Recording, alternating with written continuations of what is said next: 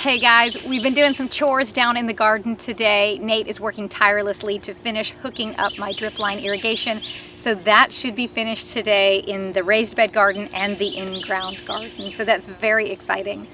But I wanted to take a quick break and talk to you guys today about something that happened.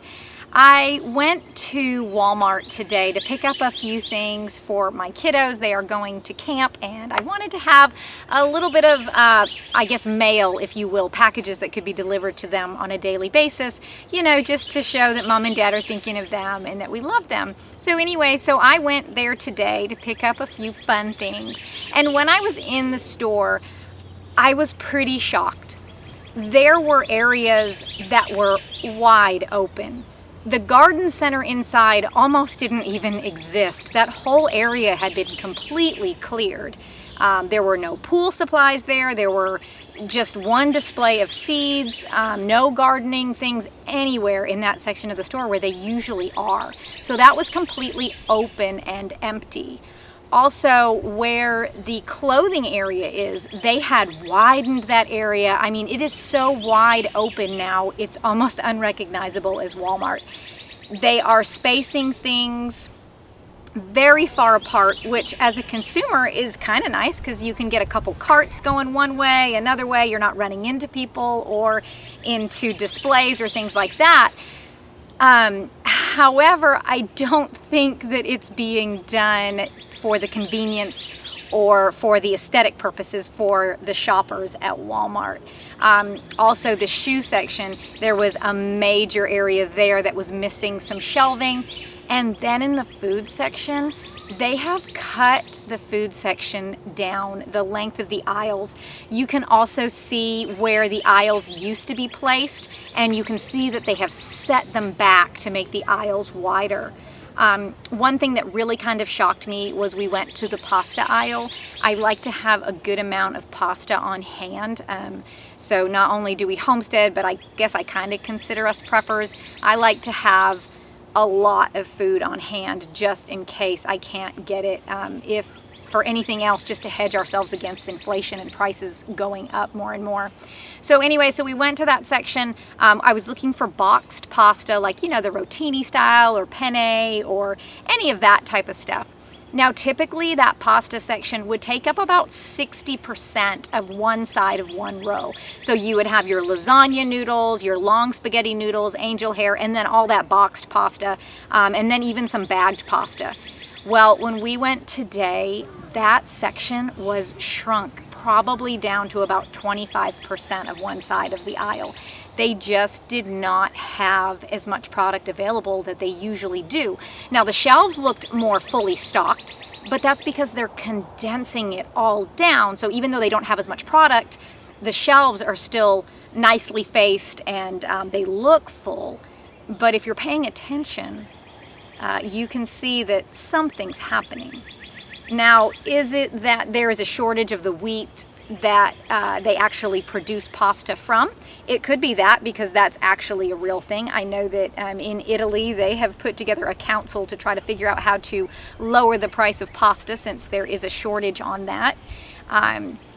Or is it because they want to transition over to AI?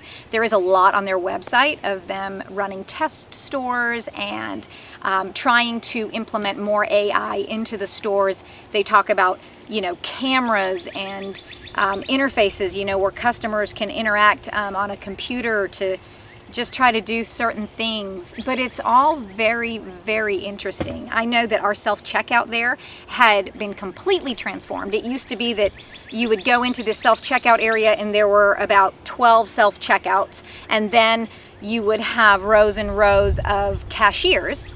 And then on the other side of the store, you would have another self-checkout area identical to the one on the other side. Now what they've done is they've taken out most of those cashiers and they have transitioned almost everything to self-checkout except for maybe 6 to 8 lanes that are still open with an actual human to check you out.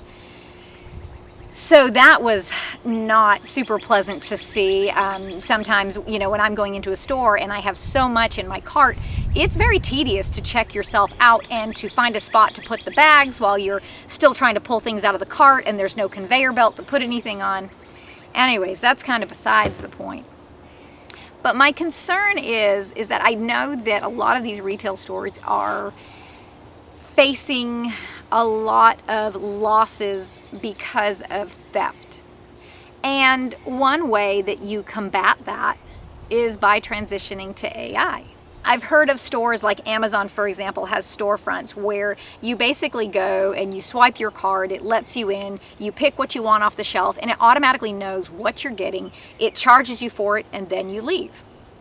And so that's not a huge concern for people who pay for items, but what it is a concern for is people who steal items. So you have these retail stores that are now locking up personal hygiene items. And when they get to the point that they're locking up personal hygiene items, it's not because somebody's trying to go and flip a box of tampons to make a profit, because nobody's going to do that. It's just not a high ticket item and no one's going to buy that from somebody.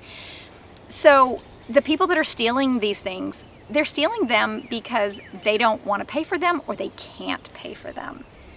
Now, what happens when those people try to go into the store and they are no longer permitted into the store because they don't have any money on a debit card? I'm basically trying to say, what happens when they can't get the products that they need? And that is where it becomes a little bit more serious. And my answer to that is, they're coming to your house. They're coming to my house. They are going wherever they're going to be able to get the products that they want. And now let's just not even say personal hygiene, let's just say food, right? Let's just say, they have children and their children are hungry. What lengths will people go to feed their children? And so anyways, with these food shortages, with the food section being condensed in Walmart, the whole amount of products in there just being condensed, it's just very, very concerning. I do know that there has been talk about rice shortages, pasta shortages, potato shortages, and I will tell you that, I've got a bunch of potatoes growing, but I still like to have, that boxed mashed potato mix on my shelf just in case. It stores well, it's a good hearty side to a meal, and so I'm stocking up on these things to make sure that if the stores run out, we have them here to feed our family. So anyways, I encourage you guys to kind of take a look at this and go into your local stores and see what you're seeing, really kind of pay attention. Not a lot of people are paying attention. It's very, very interesting. But yeah, and just kind of read up on what shortages they're talking about in the world as far as wheat and potatoes and all of that type of stuff, so that you can start getting the items that that your family's going to eat. I mean, typically these items tend to store very well. So if you can get those items now, that would be a great help to your family. So anyways, guys, just a few thoughts in my crazy mind. I might be taking it a little bit too far, but hey, that is what I do. And so anyways, thank y'all for listening to me today. If you have any questions or comments, or just kind of want to start a discussion, leave those in the comments below. I would love to hear your thoughts on that.